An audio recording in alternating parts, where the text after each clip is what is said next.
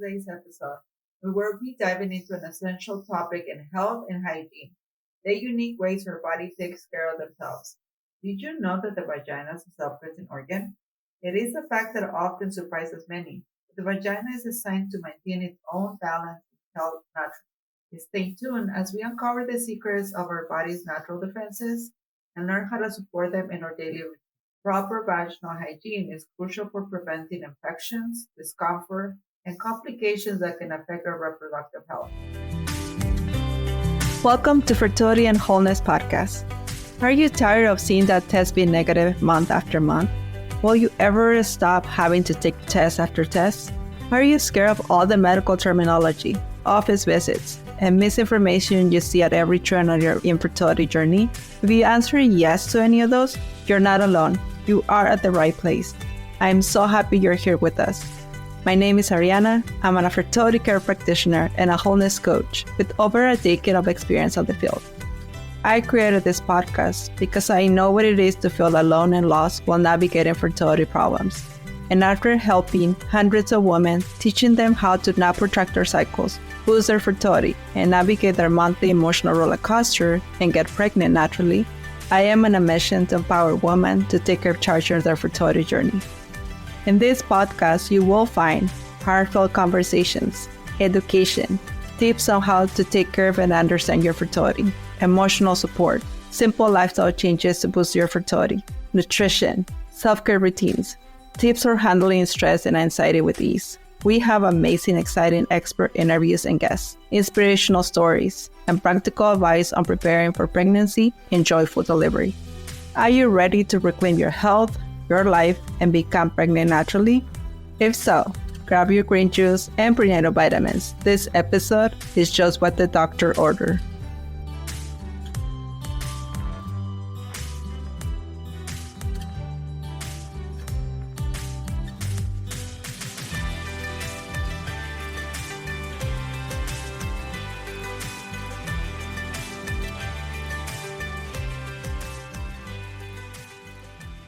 We're going to start with something very basic, yet often ignored and not thought as important. But before I start with today's episode and information, I want to share with you the time that I was told by the doctor around a couple years ago to actually go sugar-free in my diet or to eliminate all the sources of sugar due to the fact that I was diagnosed with gestational diabetes. And honestly, when he said that, I was like, no problem, doctor. I got this. I've been gluten-free before. I've been dairy-free before. So really going sugar-free, it wasn't a big deal to me. I don't drink a lot of soda. Again, sugar is not like a thing for me. I do like chocolate, but I kind of like train my body and my taste buds to get only dark chocolate. To my surprise, there wasn't a factor or something that I didn't think I was so addicted to. As I started to eliminate the sources of sugar in my daily life, I realized how addicted I was to cookies. It was very interesting for me to see time and time again to go visit the cookie jar and just to find myself saying, not today, not right now. I was very amazed actually how often I stopped for a cookie throughout my day. One day I even counted that I visited the cookie jar 7 times. And I even told my husband, how is it that I didn't realize that I was eating too many cookies every day? And he's like, well, I don't know why that surprised you, because you always ask or you always put in the grocery shopping list cookies. So with this story, I'm trying to illustrate how sometimes we do things without even thinking. We call that the autopilot actions. Again, I was so unaware of my cookie consumption, but given that I was trying to decrease my sugar intake, I was forced to actually be accountable for the amount of sugar or the amount of cookies I was consuming every single day. Given that gives you the framework for today's episode. Since there is something that we're doing every single day or every time that we use the restroom, which is wiping. And today we're going to talk about the importance of wiping front to back. And why does this matter? Proper wiping technique is crucial for maintaining vaginal and overall urinary tract health. Wiping front to back after using the restroom is important because it helps you prevent the transfer from bacteria from the anus to the vaginal or the urethral areas. The anus is home of bacteria including E. coli, which is the cause of urinary tract infection if introduced to the urethra or the vagina. By wiping front to back, you reduce the risk of spreading this harmful bacteria to those areas where they can cause infections. Some women wonder why they get recurring UTIs or vaginal infections, or why they have abnormal discharges. This might be the answer to it. We simply are not aware of the importance of wiping front to back, especially younger women or those who haven't received the proper guidance on hygiene. This can lead to improper wiping habits that increase the risk of infection. For some, physical limitations such as reduced mobility, arthritis, or certain disability can make it difficult to reach for wiping, leading to improper technique. Another factor is the busy daily life. Bathroom visits can be rushed, leading to high-speed wiping that might not follow the front-to-back rule. This increases the chances of spreading bacteria unintentionally. But how we overcome these challenges? First, by raising awareness. Please share this episode or share with anybody that you know. You will be surprised how many women have not even given a thought how they're wiped and how this is contributing to preventing UTIs and maintaining vaginal health. Parents, educators, and healthcare providers should emphasize this practice as part of their hygiene education. Sadly, I don't think it's discussed. When serving my clients, the number one question I ask during my teaching sessions is, do you wipe front to back or back to front? The first time they have to answer this question, it takes them a minute to think, and that just goes into prove how unaware are we about our wiping technique. My clients are instructed to wipe in this fashion every time. You would think health providers will be going over this piece of information with all the patients, as UTIs account for over 6 million patient visits to physicians per year in the U.S. I instruct my clients to use plain white toilet paper, no perfume, and no colorful designs. Using unscented toilet paper is crucial to does not disrupt the pH levels. Please take your time when you use the restroom. Even in a rush, it's important to take an extra moment to wipe properly, making a conscious effort to practice good hygiene. Even when you're in a hurry, this greatly reduces the risk of infection. So wiping front to back is simple and yet a crucial practice. It's easy to do and it's easy not to do. By being aware of the correct technique and the overcoming challenges through the education, proper tools, and taking your time, you can significantly reduce the risk of infections and support your body's natural defenses. This small habit makes a big difference in overall hygiene and well-being, even if you don't struggle with infections or recurring UTI. Another factor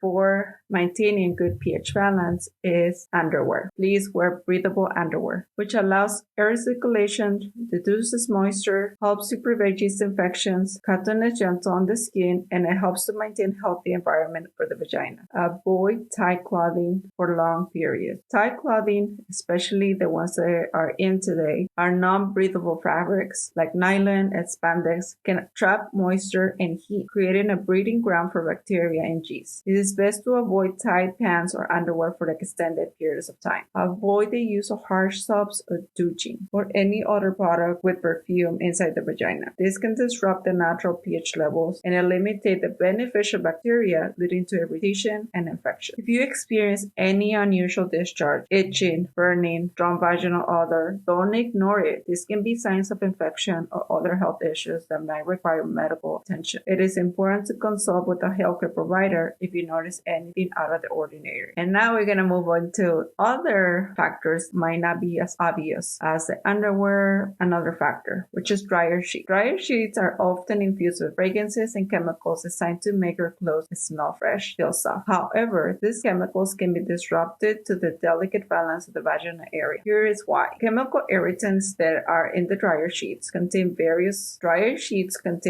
chemicals, including synthetic fragrances and softening agents. This can cling to the clothing, especially underwear, and when these chemicals come into contact with the skin, sensitive vaginal area, this can cause irritation, redness, or allergic reaction. The vagina has a natural pH balance that is slightly acidic, which helps to protect against infections by maintaining a healthy population of beneficial bacteria. These chemicals from the dryer sheets can be transferred from clothing to the skin, disrupt delicate balance, leading to potential issues like bacterial vaginosis or yeast infection. And now we're going to talk about tampons, pads, mini pads. When using feminine products in the sensitive area, they can cause irritation, itching, or allergic reaction. When there is a fragrance or perfume in these products, it can disrupt the delicate balance and kill the beneficial bacteria, again leading to issues. Scented tampons, pads, or mini pads are designed to mask odors, but the chemicals they use can lead to buildup and residue on the skin in the vaginal area. This residue can create an environment that is more susceptible to infections. Irritation caused by these products can lead to small abrasions in the vaginal area, making it easier for bacteria or to yeast to cause infection. In conclusion, opt for fragrance-free. They are less likely to disrupt your body's natural balance. You can use natural fabric softeners like wool dryer bark or unscented organic cotton. Opt for fragrance-free products. They are less likely to disrupt your body's natural balance. You can also use natural fabric softeners like wool dryer balls or unscented organic feminine pads that it can further reduce the risk of irritation and help maintain overall vaginal health. Change your tampon every 4 to 8 hours depending on your flow. Leaving a tampon in for too long can increase the risk of toxic shock syndrome, a rare but a serious condition. Avoid using a tampon that is too absorbent and it can cause dryness of irritation, making the vaginal area more prone to an infection. Menstrual cups. Choose a medical grade silicone cup. Ensure that this cup is made from medical grade silicone or another safe, non-irritating material. Sterilize it between cycles. Sterilize your menstrual cup by boiling in water for 5 to 10 minutes before and after each menstrual cycle. This ensures that the cup is clean and safe for use. Additionally, empty your cup every 8 to 12 hours, depending on your flow. You can wear a menstrual cup for up to 12 hours. However, it is a good practice to empty and rinse it every 8 to 12 hours to maintain hygiene. Maintaining proper vaginal hygiene is not only essential for preventing infections and discomfort, but also plays a significant role in fertility and overall reproductive health. The practices I discussed, such as avoiding scented products, using tampons and menstrual cups correctly, wiping front to back, and even considering the impact of clothing choices, all contribute to creating a healthy environment to support fertility. A healthy vaginal environment is crucial for fertility. Conditions like bacterial vaginosis, yeast infections, and UTIs can create complications if left untreated, potentially affecting reproductive organs and the ability to conceive. Lack of awareness and education about proper vaginal hygiene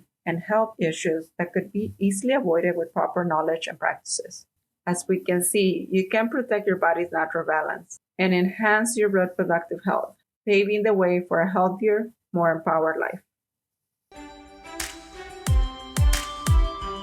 Thanks for tuning in. If you enjoyed today's episode, we got a special treat for you. Join our free Facebook group where you can connect with other amazing women and share your thoughts. Join us by clicking in the link in the show notes. We can't wait to welcome you into our supportive community. And don't forget to come back for our next episode, where we'll be sharing even more inspiring stories, encouraging tips, educational insights, and practical strategies. Oh, and before you go, we have a tiny favor to ask. If you found today's episode uplifting and helpful, please leave us a review. It's like giving us a virtual hug, and it helps other amazing women like you find our show. Plus, it makes us smile from ear to ear. And hey, why stop there? Share the love. Tell your Betsies, your mom, your sister, and even your favorite barista about our podcast. The more, the merrier.